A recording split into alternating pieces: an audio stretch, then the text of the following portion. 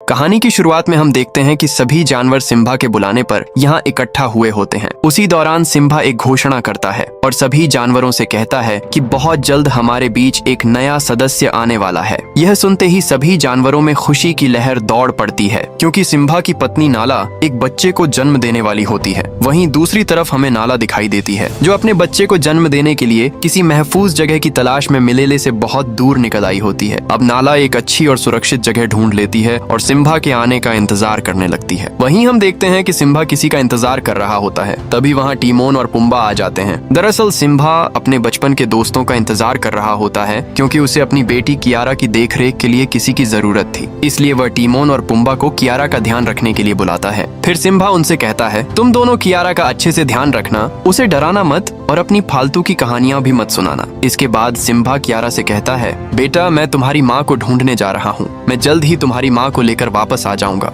तब तक तुम टीमोन और पुम्बा के साथ रहना। ये कहकर सिम्बा नाला को ढूंढने निकल जाता है। अब बारिश के साथ साथ तेज तूफान भी आने लगता है, जिससे कियारा डर जाती है। लेकिन सिम्बा के जाते ही टीमोन और पुम्बा कियारा को अपनी कहानी सुनाना शुरू कर देते हैं। दोनों डींगे मारते हुए कहते हैं कि आखिर में स्कार को उन्होंने मिलकर मारा था। तभी कियारा कहती है, स्कार को तो बाबा ने मारा था। लेकिन दोनों उससे कहते हैं, तुम्हारे बाबा फेकू चंद हैं, उन्होंने तुमसे झूठ बोला होगा। तभी वहाँ रफीकी आ जाता है। रफीकी को देखकर कियारा बहुत खुश हो जाती है और तुरंत उसके पास जाकर कहती है, माँ और बाबा मुझे छोड़कर चले गए। लेकिन रफीकी उसे समझाते हुए कहता है, तुम्हारे बाबा तुम्हें छोड़कर नहीं गए हैं, वो बस कुछ देर में वापस आ जाएंगे। इसके बाद रफीकी कियारा को मुफासा यानी उसके दादाजी की कहानी सुनाना शुरू करता है और यहीं से मेन कहानी की शुरुआत होती है। हमें दिखाया जाता है कि मुफासा जहाँ रहता है वहाँ पानी की कमी के कारण सूखा पड़ा हुआ है और पूरा इलाका बंजर हो चुका है। वहाँ खाने के लिए शिकार भी नहीं बचा होता। इसी दौरान मुफासा अपने माँ बाप के साथ खेल रहा होता है। तभी वह अपनी माँ आफिया से पूछता है, वो रोशनी क्या है?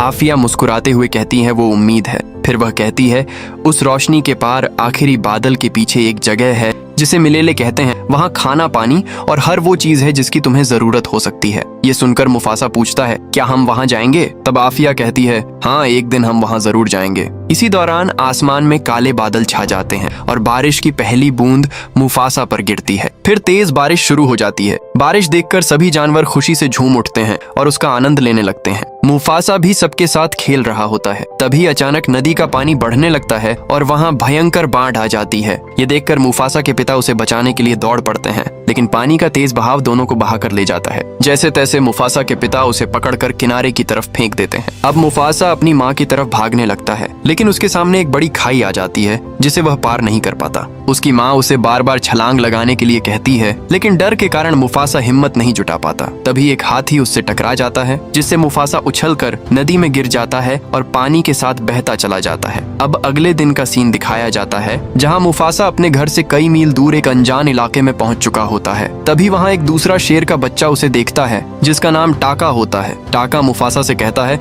अगर तुम यहाँ रुके रहे तो कोई तुम्हें खा जाएगा। तभी अचानक दो मगरमच्छ मुफासा पर हमला कर देते हैं। मुफासा अपनी जान बचाकर भागने लगता है और टाका भी उसकी मदद करने की कोशिश करता है, लेकिन तभी टाका की माँ वहाँ आ जाती है और दोनों की जान बचा लेती है। वह टाका को डांटते हुए कहती है, तुम बिना बताए यहाँ क्यों आए? अगर तुम्हें कुछ हो जाता तो? इसके बाद टाका मुफासा को अपने साथ ले जाने की जिद करने लगता है। पहले तो उसकी माँ मना कर देती है, लेकिन टाका के बार बार कहने पर वह मान जाती है और मुफासा को अपने बच्चे की तरह अपनाने का फैसला करती है। फिर वे सब अपने घर पहुँचते हैं। वहाँ टाका के पिता ओवासी मुफासा को अपनाने से साफ इनकार कर देते हैं। वह कहते हैं, हम अजनबियों पर भरोसा नहीं करते। सच्चा रिश्ता सिर्फ खून का होता है। हम घुसपैठियों को मारकर खा जाते हैं। और वह मुफासा को वहाँ से चले जाने के लिए कहते हैं, लेकिन मुफासा जवाब देता है, अगर मैं भागा तो आप मुझे पकड़ नहीं पाओगे। मैं दुनिया का सबसे तेज भागने वाला बच्चा हूँ। ये सुनकर ओवासी टाका और मुफासा के बीच एक दौड़ रखने का फैसला करता है। शर्त ये होती है कि अगर टाका जीत गया तो मुफासा को वहाँ से जाना होगा, लेकिन अगर मुफासा जीत गया तो उसे उनके साथ रहने का मौका मिलेगा। फिर गिनती शुरू होते ही दोनों पूरी ताकत से दौड़ने लगते हैं। रास्ते में मुफासा थकने लगता है, क्योंकि उसने कई दिनों से कुछ खाया पिया नहीं होता। इसी वजह से वह कमजोर पड़ने लगता है। वापसी के समय टाका उससे आगे निकल जाता है,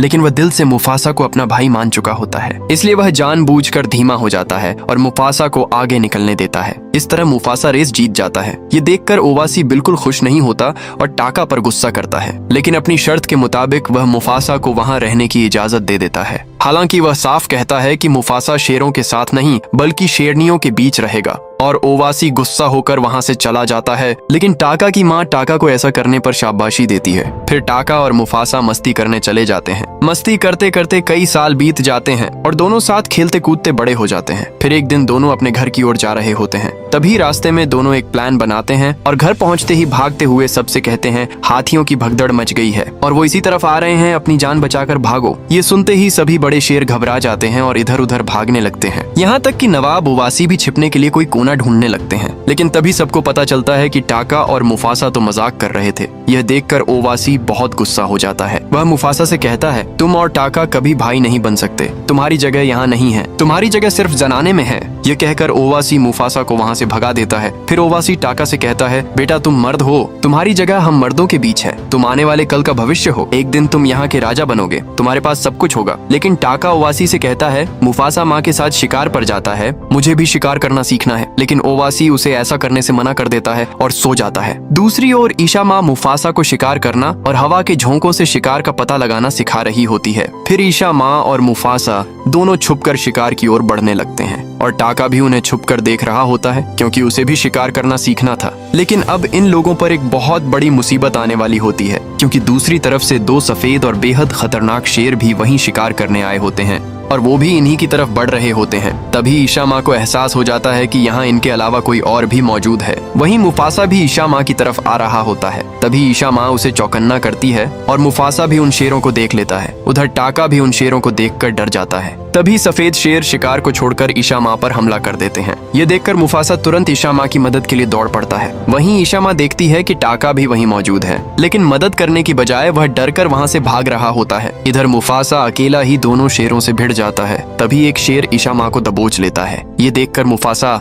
पूरी ताकत से उस शेर को टक्कर मारता है, जिससे वह शेर पेड़ पर जाकर गिरता है और वहीं उसकी मौत हो जाती है। यह देखकर दूसरा शेर अपनी जान बचाकर वहाँ से भाग जाता है। फिर ईशा माँ और मुफासा घायल अवस्था में घर पहुँचते हैं। उन्हें देखकर ओवासी चौंक जाता है और पूछता है ये सब कैसे हुआ। तब ईशा माँ सारी बात बताती है। वह कहती है दो सफेद शेरों ने हम पर हमला किया था, अगर आज मुफासा ना होता तो शायद मेरी जान भी चली जाती और टाका हमें मुसीबत में छोड़कर भाग आया। ये सुनकर टाका को अपने आप पर शर्म आने लगती है। वह सोचने लगता है कि वह अपनी माँ को मुसीबत में छोड़कर भाग गया। उसे बहुत बुरा लगता है। तभी मुफासा कहता है हमें तैयार रहना होगा, वो फिर हमला करने आएंगे। बहती हवा बता रही है कि वो एक दिन में यहाँ पहुँच जाएंगे। लेकिन ओवासी को मुफासा की बात पर यकीन नहीं होता, इसलिए वह अपना एक खबरी सफेद शेरों के इलाके में भेजता है ताकि सच्चाई का पता लगाया जा सके। अब दूसरी तरफ हम किरोक्स के कबीले को देखते हैं। वहाँ वही शेर मौजूद होता है जो कुछ देर पहले मुफासा से बचकर भागा था, और जिस शेर को मुफासा ने मारा था वो किरोक्स का बेटा था। अपने बेटे की मौत से किरोक्स गुस्से से आग बबूला हो चुका होता है। वह गुस्से में बचे हुए शेर को भी अपने साथियों से मरवा देता है। वहीं ओवासी का खबरी ये सब छुपकर देख रहा होता है। ये सब देखकर खबरी तुरंत वापस लौटता है और ओवासी को बताता है वो लोग बहुत जल्द हम पर हमला करने आ रहे हैं और उनका एक शेर हमारे दो शेरों के बराबर है।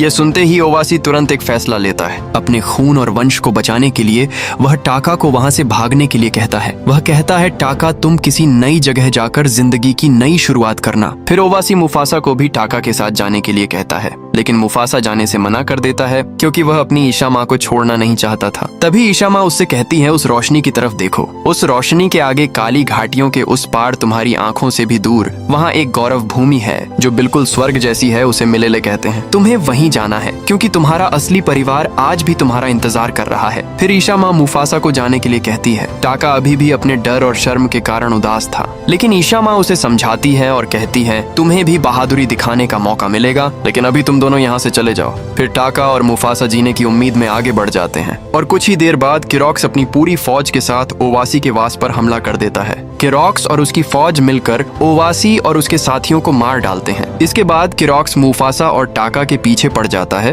क्योंकि उसे अपने बेटे के कातिल को हर हाल में मारना था। अब मुफासा और टाका अपनी पूरी जान लगाकर भागने लगते हैं, लेकिन किरोक्स उनका पीछा छोड़ने का नाम ही नहीं लेता। तभी भागते भागते उनके सामने एक गहरी खाई आ जाती है। अब टाका और मुफासा चारों तरफ से घिर चुके थे और किरोक्स उन पर हमला करने ही वाला था। तभी टाका मुफासा को पकड़कर खाई में कूद जाता है। दोनों एक टहनी पकड़ लेते हैं और खुश होने लगते हैं कि उनकी जान बच गई। लेकिन तभी जब वो पीछे मुड़कर देखते हैं तो पता चलता है कि किरोक्स और उसके साथी भी पानी में कूदकर उनके पीछे आ रहे हैं। ये देखकर दोनों नदी के बहाव में बहते चले जाते हैं और फिलहाल के लिए किरॉक्स के चंगुल से बच निकलते हैं। अब रात के समय टाका खुद की तारीफ कर रहा होता है कि उसने मुफासा की जान बचाई। ये सुनकर मुफासा उसे ढक्कन समझने लगता है। तभी अचानक मुफासा को एहसास होता है कि कोई उनका पीछा कर रहा है। दरअसल एक चालाक शेरनी जिसका नाम शराबी होता है पिछले पूरे एक दिन से इन दोनों का पीछा कर रही होती है और इन्हें इसकी भनक तक नहीं लगती। शराबी के साथ एक पक्षी भी होता है जिसका नाम जाजू होता है और अब शराबी भी इन दोनों के साथ शामिल हो जाती है। अब इन सभी को भूख लगी होती है, इसलिए ये लोग शिकार करने निकलते हैं। वहीं दूसरी ओर हम एक बड़े से पेड़ पर बंदरों के झुंड को देखते हैं, जहां हमें जवान अवस्था में रफीकी दिखाई देता है जो अभी फिलहाल कियारा को यह कहानी सुना रहा होता है। अब यहीं से इस कहानी में रफीकी की एंट्री होती है। उस समय रफीकी को उसके ही झुंड के लोग झुंड से बाहर निकाल देते हैं, क्योंकि रफीकी आने वाले खतरे को अपने सपनों में पहले ही देख सकता था। उसने सभी को पहले ही चेतावनी दी थी कि कोई बड़ा खतरा आने वाला है, लेकिन सभी उसे पागल समझकर उसकी बातों पर ध्यान नहीं देते और फिर अगली ही रात एक चीता बंदरों पर हमला कर देता है। इस बात से गुस्से में आकर झुंड के सभी बंदर रफीकी को ही मनहूस और खतरे की वजह मान लेते हैं और उसे झुंड से निकाल देते हैं। अब रफीकी अकेला ही आगे बढ़ने लगता है। वहीं दूसरी तरफ मुफासा और उसके साथी शिकार करने के लिए घात लगाकर बैठे होते हैं। तभी मुफासा हमला करने के लिए आगे बढ़ता है, लेकिन रफीकी उससे बिल्कुल भी नहीं डरता। यह देखकर मुफासा चौंक जाता है। फिर वह दोबारा रफीकी को डराने की कोशिश करता है, लेकिन रफीकी पर उसका कोई असर ही नहीं होता। फिर मुफासा उससे कहता है, हम शेर हैं, हम तुम्हें खा जाएंगे, क्या तुम्हें हमसे डर नहीं लगता? इस पर रफीकी मुस्कुराते हुए कहता है, मुझे किसी से डर नहीं लगता और अगर तुम मुझे खा जाओगे तो तुम कभी भी मिलेले नहीं पहुंच पाओगे। अब मिलेले का नाम सुनते ही मुफासा हैरान हो जाता है। वह तुरंत रफीकी से पूछता है,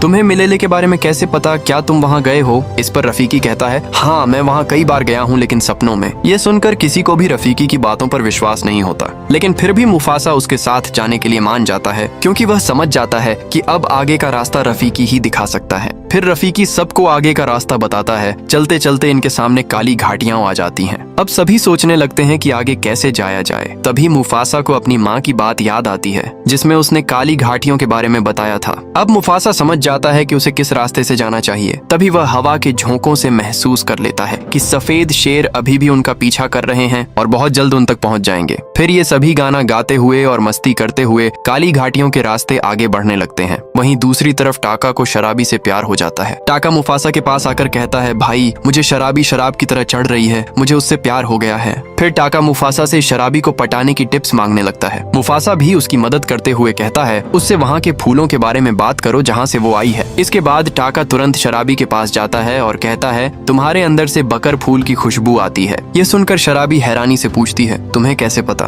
तब टाका स्टाइल मारते हुए कहता है, मैं सूंघ कर ही सब पता लगा लेता हूँ। ये सुनकर शराबी टाका से इम्प्रेस हो जाती है और उससे बातें करने लगती है। अब जैसे ही ये लोग घाटी के ऊपर पहुँचते हैं, इनके सामने हाथियों का एक बहुत बड़ा झुंड आ जाता है, जो इनका रास्ता रोक कर खड़ा होता है। तभी पीछे से किरॉक्स अपनी फौज के साथ मुफासा को मारने के लिए पहुंच जाता है। अब सभी बहुत ज्यादा डर जाते हैं। मुफासा हाथियों से मदद मांगता है, लेकिन एक भी हाथी उसकी मदद नहीं करता। तभी शराबी अपना दिमाग चलाती है और पेड़ पर लगे मधुमक्खियों के छत्ते को गिरा देती है। इससे सारी मधुमक्खियां हाथियों पर टूट पड़ती हैं और हाथियों के झुंड में भगदड़ मच जाती है। लेकिन अब इस भगदड़ से मुफासा की टीम भी खतरे में पड़ जाती है। तभी शराबी पेड़ से नीचे गिर जाती है और एक हाथी से टकराकर बेहोश हो जाती है। यह देखकर मुफासा तुरंत शराबी को बचाने दौड़ पड़ता है। वहीं भगदड़ की वजह से किरॉक्स और उसके साथी पीछे हटने लगते हैं और उनका रास्ता बंद हो जाता है। दूसरी ओर टाका डर के मारे कुछ भी नहीं कर पाता। चाहता तो वो शराबी को बचा सकता था, लेकिन डर के कारण वह किसी की मदद नहीं करता। इधर मुफासा शराबी को एक गड्ढे में खींचकर उसकी जान बचा लेता है। यह देखकर किरॉक्स किसी दूसरे रास्ते की तलाश में वहां से वापस लौट जाता है। वहीं दूसरी ओर रफीकी पेड़ से नीचे गिर जाता है और यहीं उसे उसका रहस्यमयी डंडा मिलता है। क्योंकि शराबी काफी देर से बेहोश होती है, इसलिए रफीकी अपने मंत्रों से उसे होश में लाता है। होश में आते ही शराबी पूछती है, मेरी जान किसने बचाई? तभी मुफासा कहता है, टाका ने तुम्हारी जान बचाई है। ये सुनकर टाका खुद भी चौंक जाता है और शराबी टाका को पसंद करने लगती है। फिर सभी लोग अपना सफर दोबारा शुरू करते हैं। अब मिलेले बहुत करीब रह गया होता है। ये सभी आगे बढ़ते हैं और पीछे से जाजू बर्फ गिराकर इनके पैरों के निशान मिटा देता है, जिससे किरॉक्स और उसके साथी रास्ता भटक जाते हैं। यह देखकर शराबी खुशी से मुफासा को गले लगा लेती है, लेकिन ये चीज टाका को बिल्कुल अच्छी नहीं लगती। उसी दौरान रफीकी गिर जाता है। तब मुफासा कहता है, मैं हूं ना, और उसे अपनी पीठ पर बैठा लेता है। तभी शराबी समझ जाती है कि उसकी जान बचाने वाला टाका नहीं बल्कि मुफासा था। अब यहाँ मुफासा शिकार करने आया होता है। तभी शराबी उसके पास आकर कहती है, मुझे पता चल गया है, मुझे टाका ने नहीं तुमने बचाया था। ये सुनकर मुफासा उसकी बात को टालने की कोशिश करता है, लेकिन शराबी कहती है, तुम हवा के झोंकों से सब पता लगा लेते हो। मतलब तुमने ही मेरी खुशबू सूंघकर टाका को उन फूलों के बारे में बताया था और तुमने ही मुझे भगदड़ से बचाया था। और यह सब टाका दूर से देख रहा होता है। मुफासा धीरे से कहता है, टाका मेरा भाई है, उसने मेरी जान बचाई थी, मैं उसे धोखा नहीं दे सकता। लेकिन शराबी उसकी बात मानने को तैयार नहीं होती। आखिरकार मुफासा मजबूर होकर सच बता देता है, हाँ मैंने ही तुम्हें बचाया था।